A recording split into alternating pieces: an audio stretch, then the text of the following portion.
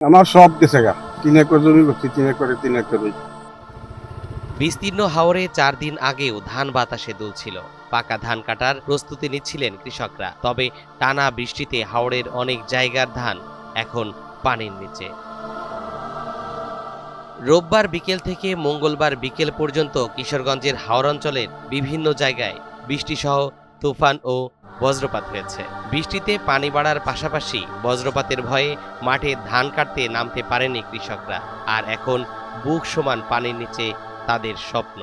আমাদের এই 4-5 দিন বৃষ্টি হওয়াতে যত হাওরে যত দানা ছিল সব তোলা গেছে, মেশিনও পাই না, লোকজনও পাই না, এবং এই আপনার যাও কষ্ট করে কিছু তুলতে পারতেছি, ধানের কোনো রেট নাই, মূল্য নাই। 500, 540, 520 যেমনি আর কি ভিজা ধান বিক্রি হচ্ছে। কিন্তু সরকারের কাছে আমরা একটাই আবেদন, আমরা যে জমি করি জমিতে আমরা 750 টাকা তো আর জমিতেই পড়ে আর কি।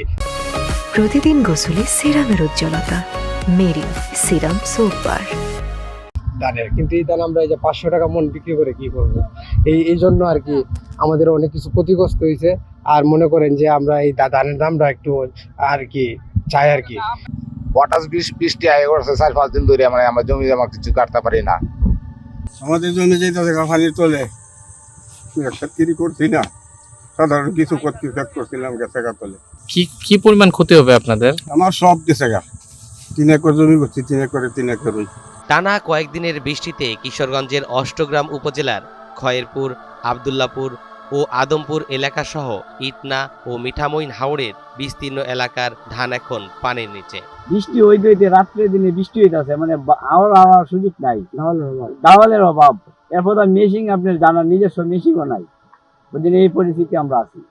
আর পানি তো গাঙ্গ পানি বেশি, বৃষ্টির পানিও বেশি। প্রতিদিন গোসলে সিরামের উজ্জ্বলতা মেরি সিরাম সোপ বার।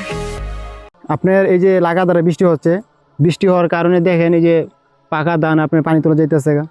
আর আজকে যদি রাত্রে যদি বৃষ্টি হয় তাহলে এখন তো মনে করেন যে কিছুটা যদি আবহাওয়া ভালো হয় তাহলে ধান কাটা কিছুটা কাটা যাবে আর কি।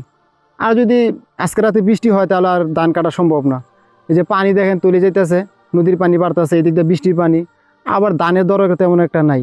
আর আমাদের এই এলাকায় মনে করেন যে একটাই ফসল, এটাও যদি মনে করেন যেভাবে তলিয়ে যায় তাহলে তো মনে করেন আমাদের আর বাঁচার উপায় নাই। কৃষকেরা এখন গলাডোবা পানিতে ধান কাটছেন। নৌকা দিয়ে ধান কেটে পাড়ে আনা হচ্ছে।